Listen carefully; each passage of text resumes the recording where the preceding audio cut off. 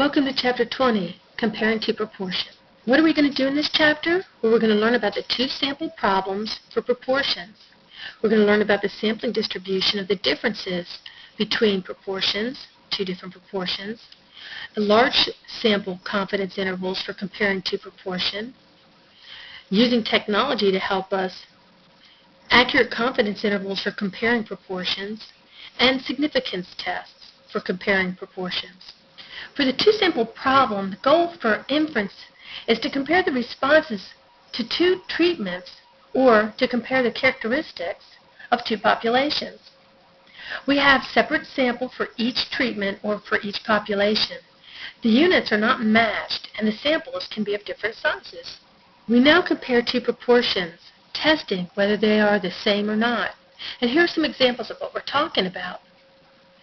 We can look for the proportion of women, that's population 1, who have a certain trait, versus the proportion of men, population 2, which have that same trait that we're looking at.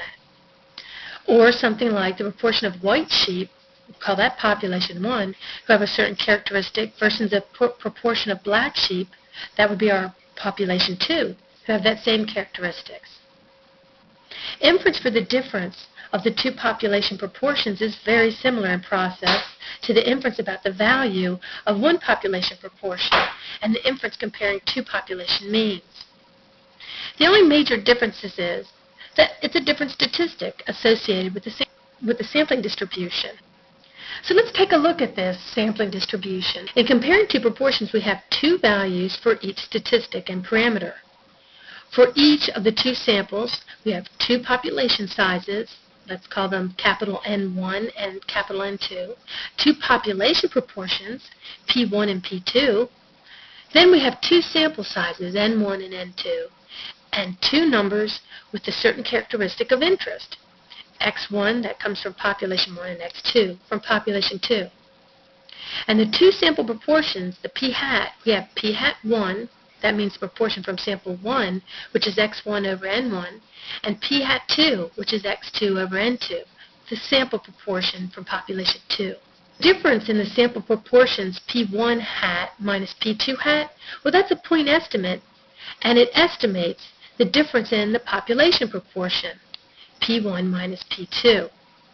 So we would expect that P1 hat minus P2 hat should be close to P1 minus P2. In other words, the statistic, we expect it to be close to the parameter in which it describes, or we hope. Now that's just a point estimate. So, of course, the next thing that we're going to go into is the confidence interval about P1 minus P2. Because remember, the confidence interval is about the parameter of interest. And this time our parameter interest is the difference in population proportions, P1 minus P2. So let's look at the sampling distribution of a difference between proportions. The conditions for large sample difference between proportion inferences so that the central limit theorem can be evoked. First of all, and very importantly, samples are obtained independently using simple random sampling. If sample sizes are large, the distribution of P1 hat minus P2 hat is approximately normal. So what do we mean by that? Well, use only when the number of successes and failures are each 10 or more. Other things we could look at is N1 times P1 hat times 1 minus P1 hat is greater than or equal to 10. Likewise, N2 times P2 hat times 1 minus P2 hat has to be greater than or equal to 10. Also, we want each sample size such that it's no more than 5% of the population. Well, we'll always assume that to be true, and we'll also always assume that the samples are obtained independently using a simple random sample. So as always, what is the mean of the sampling distribution of the sample proportion, the difference between sample proportions? Well, the mean of this difference between proportions is just P1 minus P2. And what's the standard deviation? Well, it's going to be very similar to the standard deviation of a proportion, the sampling distribution of a sample proportion. The square root of P1 times 1 minus P1 over N1. And that's basically what it would look like if it was just a one sample. But we remember, since it's a two sample, we have to add the other proportion is the other sample, P2 times 1 minus P2 over N. So we could say that P1 hat minus P2 hat is approximately normal if all those conditions in the previous slide are met, where the mean is P1 minus P2, and the standard error is what we see right here. But just like with the one sample proportion, we don't know P1 and we don't know P2, so we have to estimate the standard error by N2. Our confidence interval is just going to be our point estimate times the margin of error, where our point estimate is P1 hat minus P2 hat, and the margin of error is our critical value times the square root of P1 hat times 1 minus P1 hat over N1 plus P2 hat times 1 minus P2 hat over N2. That's our standard error. Because remember, margin of error is the critical value times the standard error. We're looking at the sampling distribution of P1 minus P2. Now, for more accurate intervals, or the +4 confidence interval for comparing two proportions, you should use this when the sample size is at least 5 in each group, with any counts of success and failures. Of course, you have to have simple random samples from the two large populations. To get the +4 confidence interval for the difference of P1 minus P2, add 4 imaginary observations, 1 success and 1 failure, in each of the two samples.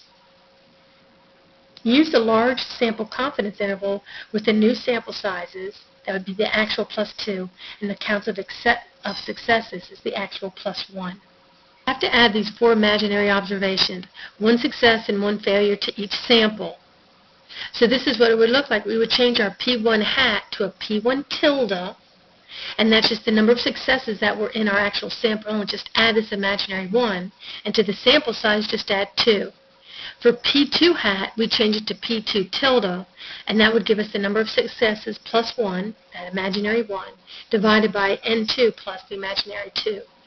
So, how would we do the confidence interval? How would the hookup look like?